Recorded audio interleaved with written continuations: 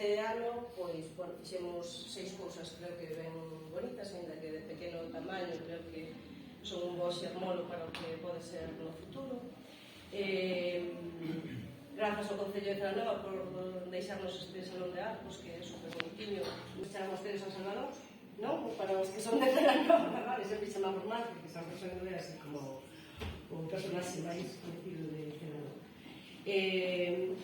Só vos vou a dar a benvida, pouco máis, contarvos que este proxecto nace xusto no 2018, un pouquinho despois dos incendios do 17, un día reunidos en Évora, un grupo de desenvolvemento rural, e dixemos que teníamos que intentar desde os grupos facer algo que teña que ver co monte, para intentar mirarlo con outros ollos e volver a querer o monte, intentar pôr en valor, a ver que podemos facer e aportar o noso gran area a este problema que temos en Galicia, que son os montes que nos afectan todos os anos, e este ano ademais xa a prova foi clara, non?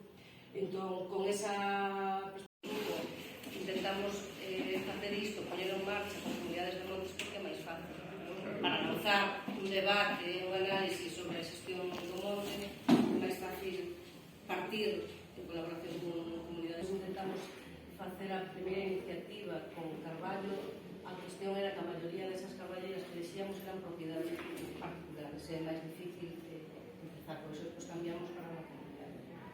Pero isto non deixa de ser un foro que está iniciando para